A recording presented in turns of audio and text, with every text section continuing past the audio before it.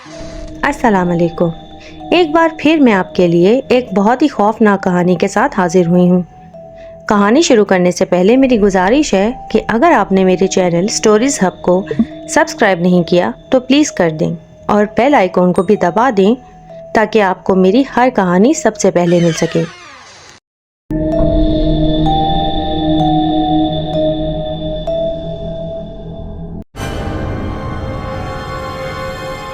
وسیع و عریض قبرستان میں موت کا سناٹا تھا۔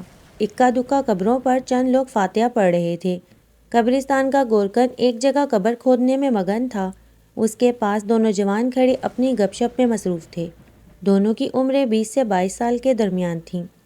ایک لڑکا جس کا نام مدثر تھا تھوڑا سا سوگوار نظر آ رہا تھا کیونکہ اس کا کزن قتل ہو گیا تھا اور وہ اس کے چچا کا اکلوتا جوان بیٹا تھا۔ اس کی شادی چند دن بعد طے تھی۔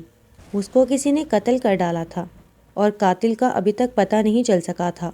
اس کے والدین پر تو قیامت ٹوٹ پڑی تھی۔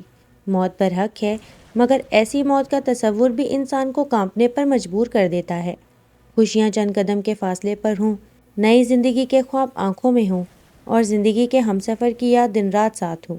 جہاں والدین زندہ درگور ہوئے وہیں آس پاس کے لوگ سوگوار ہوئے۔ ہنستا مسکراتا خوبرو لڑکا چند لمحوں میں خاک میں مل جانے والا تھا۔ دوسرا نوجوان تھا عتیق۔ وہ مدثر کا دوست تھا۔ دونوں کالج میں ایک ساتھ پڑھتے تھے۔ عتیق کا تعلق تھا تو گاؤں سے مگر وہ شہر میں رہتا تھا۔ وہ ایک باتونی اور شریر لڑکا تھا جبکہ مدثر کم گو تھا مگر دونوں ہی میں گہری دوستی تھی۔ شام 1 گھنٹے تک مغرب کے بعد میت کو دفنانا تھا۔ کتنا خوفناک ہوتا ہے نا قبرستان۔ زندہ انسان تو ایک پل بھی رک نہ سکے یہاں۔ مردوں کی ہمت ہے بھائی، عتیق نے ادھر ادھر دیکھتے ہوئے کہا۔ ہمت والی کیا بات ہے جناب، وہ زندہ نہیں ہیں، ان کو کیا ڈر؟ تم بھی عجیب ہانکتے ہو، مدثر نے اسے ڈانٹنے والے انداز میں کہا۔ عتیق ذرا متاثر ہوا اور برا سا منہ بناتے ہوئے اپنے موبائل کے میسج چیک کرنے لگا۔ اتنے میں گورکن قبر تیار کر کے فارغ ہو کر ان کی جانب آیا اور بولا، لو بچوں قبر تو تیار ہے، جب میت آ جائے تو آواز دے لینا، میں ذرا جھونپڑی میں آرام کرنے جا رہا ہوں۔ وہ مٹی جھاڑتا مڑ گیا۔ مدثر قبر کے پاس آیا اور اس میں جھانکنے لگا۔ پتہ نہیں فرشتے حساب کیسے لیتے ہوں گے، میں تو سوچ رہا ہوں کہ کب لیتے ہوں گے۔ عتیق نے پیچھے سے آ کر فضول ہانکی اور مدثر کے ساتھ کھڑا ہو گیا۔ عتیق فضول سوال کرنا بند کرو خدارا، یہ سب مرنے کے بعد دیکھ لینا، مدثر ناگواری سے بولا۔ عتیق چند سیکنڈ کے لیے چپ ہو گیا۔ وہ قبر کے پاس کھڑا تھا۔ SMS آیا، موبائل وائبریشن پر تھا۔ وہ اپنے ہی خیالوں میں کھویا ہوا تھا۔ وائبریٹ ہونے پر وہ ایک دم سے ڈر گیا اور موبائل پھسل کر قبر میں گر گیا۔ وہ بوکھلا گیا۔ تم سے تو کوئی ڈھنگ کا کام نہیں ہو سکتا عتیق، مدثر نے افسوس سے سر ہلایا۔ اب اس میں میرا کیا قصور ہے یار، غلطی سے گر گیا ہے، چلو نکالنے میں میری مدد کرو، میں اندر کودتا ہوں، باہر نکلنے میں میری مدد کرنا، وہ لاپرواہی سے بولا اور کچھ سنے بغیر چھلانگ مار کر اندر چلا گیا۔ موبائل مٹی سے بھر گیا تھا۔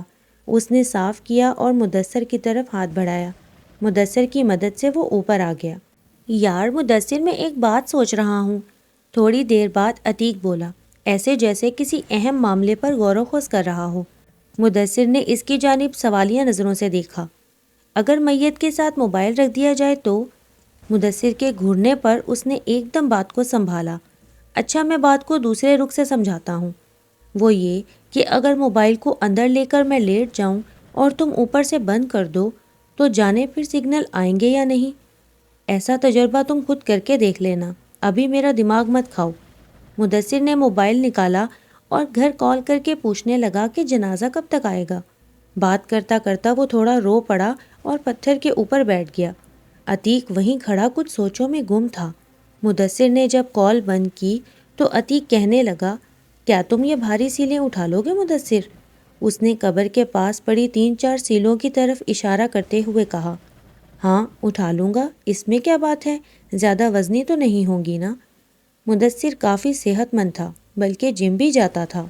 پھر یوں کرو کہ میں اندر لیٹتا ہوں، تم یہ اوپر رکھ دینا، میں تجربہ کرنا چاہتا ہوں۔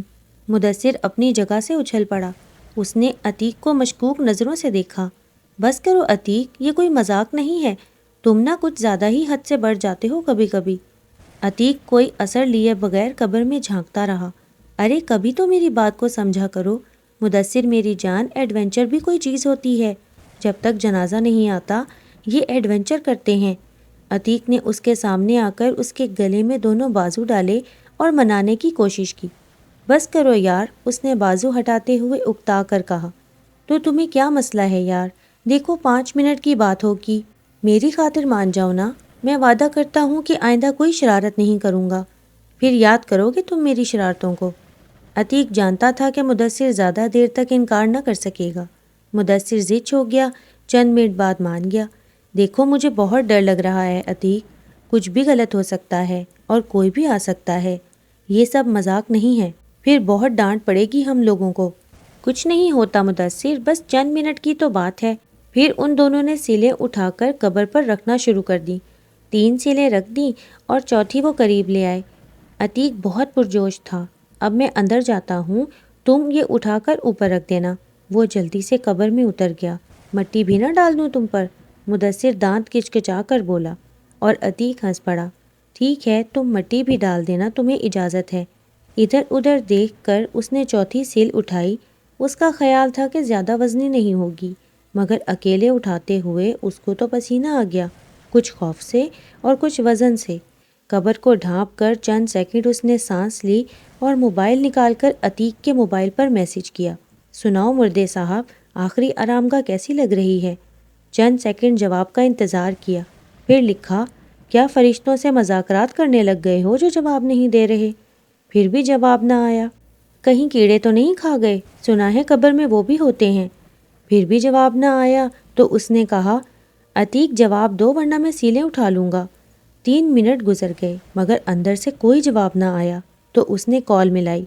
آپ کے مطلوبہ نمبر سے جواب موصول نہیں ہو رہا۔ مدثر کو تو غصہ آ گیا۔ حد ہوتی ہے، اسے آج باہر نکلنے دو، آج زندہ نہیں چھوڑوں گا۔ نمبر ہی بند کر لیا اپنا اندر جا کر۔ اس نے قبر کے اوپر سے گھورا جیسے وہ اسے دیکھ رہا ہو۔ موبائل جیب میں ڈال کر آگے بڑھا اور سل پر ہاتھ ڈالا۔ اس نے اپنا سارا زور لگا دیا مگر سل نہیں اٹھا پایا۔ اف، یہ کیا ہو رہا ہے؟ شاید گھبراہٹ سے یا مٹی میں پھنس گئی ہے۔ اس نے جھنجھلا کر ایک بار پھر کوشش کی مگر ناکام رہا۔ خوف کی ایک لہر اس کے جسم میں دوڑ گئی۔ اب میں کیا کروں؟ گورکن چچا کو بلا کر لاتا ہوں۔ وہ گورکن کی جھونپڑی کی طرف بھاگا جو قبرستان کے تقریباً اختتام پر تھی۔ جھاڑیاں پھلانگتا تیز تیز بھاگ کر وہ جھونپڑی کے پاس پہنچا اور زور سے چلایا، چچا کہاں ہو تم؟ پھر وہ کپڑا ہٹا کر جھونپڑی کے اندر داخل ہو گیا۔ گورکن چارپائی پر لیٹا ہوا تھا۔ چاچا میرے ساتھ چلو، اللہ کے لیے میرے دوست کو بچا لو، وہ مر جائے گا۔ مدثر تقریباً رو پڑا۔ کیا ہو گیا پتر؟ سانپ نے تو نہیں ڈس لیا؟ میں نے ابھی اتنا برا خواب دیکھا ہے کہ کیا بتاؤں۔ وہ جھرجھری لے کر بولا۔ آپ میرے ساتھ چلیں پلیز۔ مدثر نے اس کا بازو پکڑ کر کھینچا۔ وہ معاملہ سیریس دیکھ کر جلدی سے اس کے ساتھ ہو لیا اور جب قبر پر پہنچا تو دنگ رہ گیا۔ کہاں ہے تمہارا دوست؟